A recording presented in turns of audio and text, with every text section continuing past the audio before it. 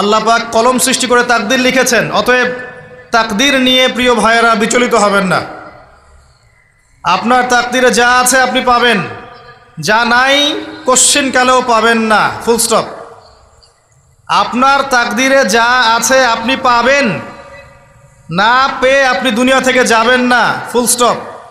আর আপনার তাকদীরে যা নাই সারা দুনিয়ার মানুষ মিলে আপনাকে দিতে পারবে না। এই চিন্তাটা আগে মাথার মধ্যে সেট করেন।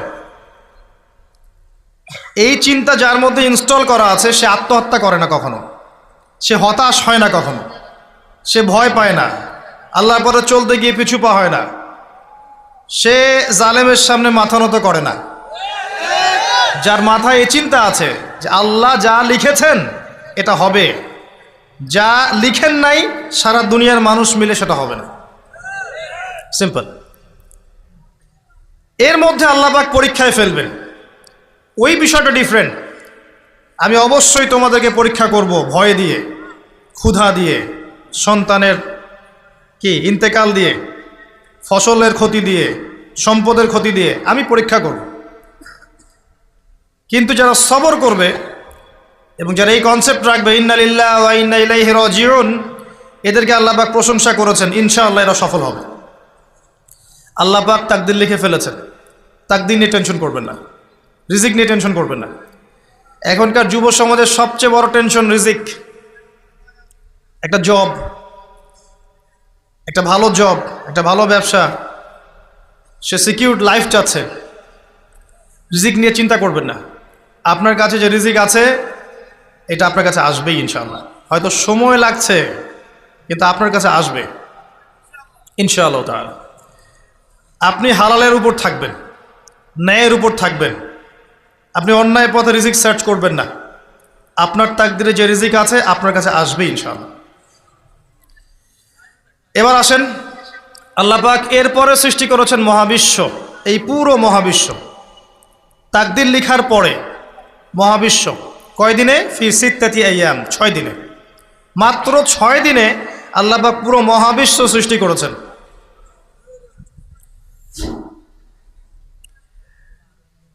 হুয়াল্লাযী খালাকাস সামাওয়াতি ওয়াল আরদা ফি সিত্তাতি আইয়াম সুম্মা ইস্তাওয়া আলাল আরশ। সূরা হাদীদের মধ্যে একটা আছে, তিনি সেই আল্লাহ যিনি এই মহাবিশ্ব সৃষ্টি করেছেন 6 দিনে, এরপরে আরশের উপর সমাসীন হয়েছেন। আল্লাহ পাক এর একদিন আমাদের একদিনের মতো নয়, বরং কিয়ামতের মাঠে যেদিন আমরা দাঁড়িয়ে থাকব এই দিনটা হবে আল্লাহর হিসেবে 50,000 বছরের সমান। মানুষ অস্থির হয়ে থাকবে, বিচার শুরু হচ্ছে না কেন।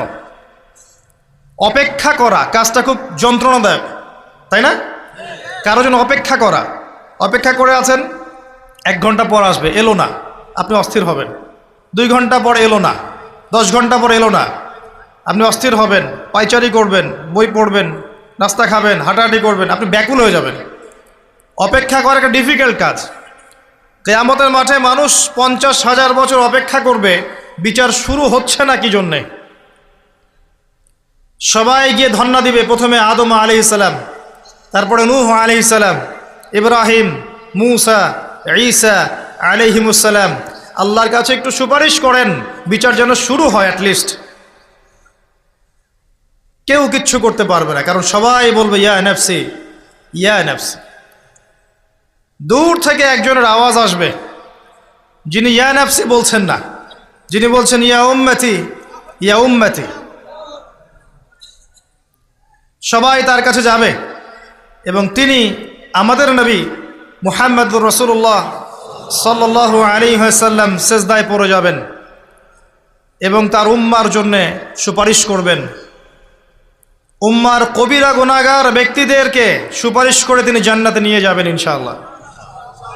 আল্লাহ তাকে ওয়াদা করেছেন, হে নবী, তোমার উম্মতের কোনো ব্যক্তি যদি শিরিক না করে আমার সামনে উপস্থিত হয় আমি তাকে মাফ করে দেব ইনশাআল্লাহ।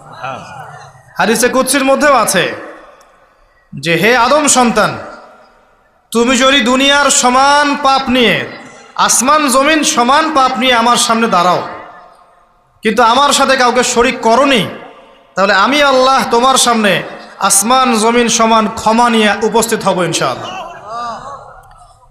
শোনেন, ১,৯৯৯ জন মানুষ জাহান্নামে যাবে। প্রতি হাজারে ৯৯৯ জন মানুষ জাহান্নামে যাবে। সহিহ বুখারীর হাদিস 4 বার এসেছে। এখানে ইকুয়েশনটা এমন না যে ম্যাথামেটিক্যালি ক্যালকুলেট করতে হবে, এমন নয়। এটা দিয়ে আধিক্য বোঝানো হচ্ছে। বেশিরভাগই জাহান্নামে যাবে। এই কথা আল্লাহ পাক কিন্তু সূরা আরাফের মধ্যেও বলেছেন ১৭৯ নম্বর আয়াতে, ওয়ালাকাদ যারা'না লিজাহান্নামা কাসীরাম মিনাল জিন্নি ওয়াল ইনস। একই বিষয়, কোরআন হাদিস পরস্পর মিলে যায়। এখানে একটা বিষয় বুঝতে হবে, আল্লাহ পাক বলেছেন সূরা নিসার মধ্যে, ইন্নাল্লাহা লা ইয়াগফিরু আন ইউশরাকা বিহি ওয়া ইয়াগফিরু মা দুনা যালিকা লিমান ইয়াশা। আল্লাহ পাক তার সাথে শিরকের গুনাহ মাফ করবেন না, এছাড়া যে কোনো গুনাহ আল্লাহ পাক যাকে ইচ্ছা মাফ করতে পারেন। তার মানে যে বেশিরভাগ মানুষ জাহান্নামে যাচ্ছে, তাদের আমল নামায় কোন পাপ থাকতে পারে? কথা বোঝা যাচ্ছে কি? নিঃসন্দেহে তাদের আমল নামায় শিরকের পাপ থাকবে। এটা বুঝতে আপনাকে পিএইচডি করার দরকার নাই। আল্লাহ পাক শিরক ব্যতীত যে কোনো পাপ যাকে ইচ্ছা মাফ করতে পারেন। তার মানে তারা জাহান্নামে যাচ্ছে বিকজ অফ শিরক।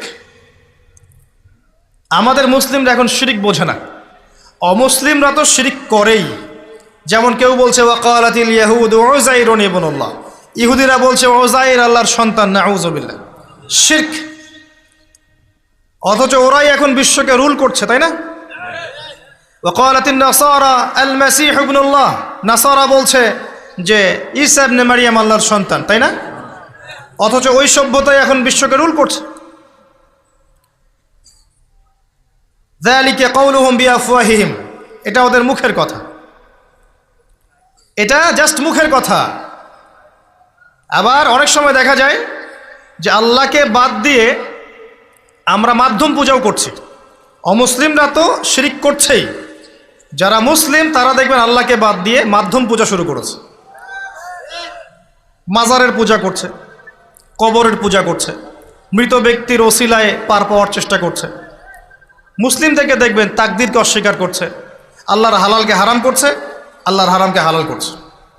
মুসলিম থেকে দেখবেন যে হাতে একটা আংটি পরেছে, ভাই কী জন্য পরেছেন? এই রোগ ভালো হবে আমার। গলায় একটা বালা ঝুলিয়েছে, কোমরে একটা মাদুলি, ভাই এগুলো কেন? এগুলোতে রোগ ভালো হবে। মুসলিমদের কথা বলছি, অমুসলিমদের কথা বাদ দেন। যারা বলছে আল্লাহর সন্তান আছে, ওদের কথা তো বলার দরকার নেই আমাদের, কারণ এগুলো স্পষ্ট শিরক। তবে এতটুকু বলি যে 25শে ডিসেম্বরে যারা বলেছে মেরি ক্রিসমাস, বলেছে না? 25শে ডিসেম্বর যারা বলেছে মেরি ক্রিসমাস, মুসলিমদের মধ্যে এরা স্বীকার করে নিয়েছে যে ওই দিন আল্লাহ রাব্বুল আলামিন ঈসা আলাইহিস সালামকে জন্ম দিয়েছেন। নাউযুবিল্লাহ, নাউযুবিল্লাহি মিন যালিক। আর এটা এত বড় একটা কথা, এই কথা যদি আসমান জমিন আর পাহাড় শুনে রিয়্যাক্ট করতে পারতো, থরথর করে কেঁপে ভেঙে যেত এরা। সূরা মারিয়ামের শেষের দিকে পড়ে দেখেন, وقالوا اتخذ الرحمن ولدا لقد جئتم شيئا إدا تكاد السماوات والأرض يتفطرن منه وتنشق الأرض وتخر الجبال هدا। পরেন অর্থটা, আসমান জমিন পাহাড় যদি এই কথা শুনে রিয়্যাক্ট করতে পারতো, এরা চৌচির হয়ে যেত।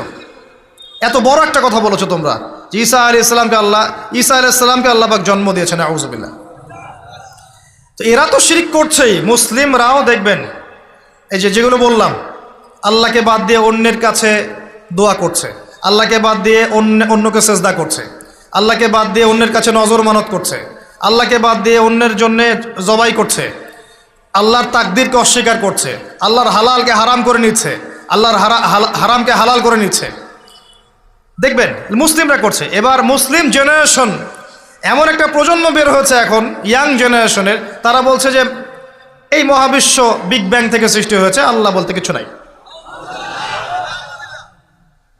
আপনি বোঝেন কি কারণে প্রতি হাজারে 999 পিপল জাহান্নামে কেন যাবে? কারণটা কি? শিরক। আর এই শিরকটা হচ্ছে আপনার চিন্তায়, আপনার কথায় এবং আপনার কাজে। চিন্তার মধ্যে শিরক, যেমন একজন ব্যক্তি চিন্তা করে আকীদা যে আল্লাহ ছাড়া অমুকও সন্তান দিতে পারে, এরকম আকীদা নাই মুসলিমদের? আছে। একজন বলছে আল্লাহ কল্যাণের মালিক আর শয়তান হচ্ছে অকল্যাণের মালিক। কথাটা শুনতে খুব ভালো লাগে না? অকল্যাণ হয়তো আল্লাহর পক্ষ থেকে আসে না, আল্লাহ পবিত্র, অকল্যাণ শয়তানের পক্ষ থেকে আসবে। ব্যাপারটা কি এমন? ভালো মন্দ, কল্যাণ অকল্যাণ, দুঃখ কষ্ট সুখ সবকিছু কার পক্ষ থেকে আসে? এমন নয় যে ভালোগুলো আল্লাহ দেন, অকল্যাণগুলো শয়তান দেয়, নাউযুবিল্লাহ। এরকম আকীদা আছে মানুষ।